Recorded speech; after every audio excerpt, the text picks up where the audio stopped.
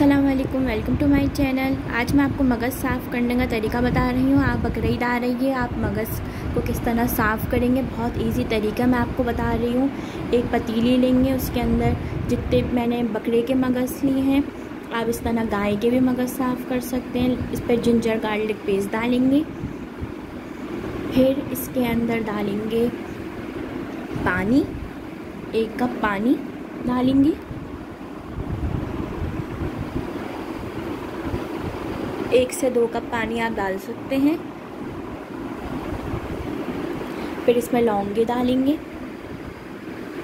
लौंगों से और काली मिर्च डालेंगे। लौंगे काली मिर्चों से इसकी स्मेल भी निकल जाएगी। फिर हम इसको बॉईल करेंगे मीडियम फ्लेम पे। फिर अब इसका साइड चेंज कर देंगे, इसको 10 मिनट तक बॉईल करेंगे। फिर मैं आपको बताऊंगी इसकी रगें किस तरह साफ़ करेंगे, बहुत अच्छे तरीके से साफ़ हो जाएंगी ये। इस तरह आप गाय का भी मगज़ उबाल सकते हैं। बहुत अच्छा बॉईल हो गया है। 10 मिनट बाद आप देखें, अब इसके हम ठंडा हो जाएगा। फिर इस तरह हम इसकी रगें निकाल लेंगे। इस तरह इसकी आराम से रगें निकल जाती हैं बॉईल होने के बाद। इजी हो जाता है इसकी रगें निकालना बॉईल करने के बाद।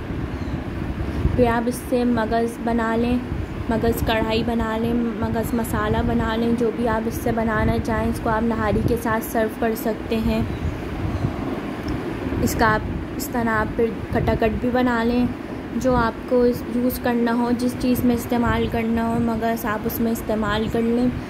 देखिए मैंने आपको कितना अच्छा इजी तरीका बता दिया है। बकरीद आ रही है, ज़रूर ट्राई करिएगा इस तरीके को।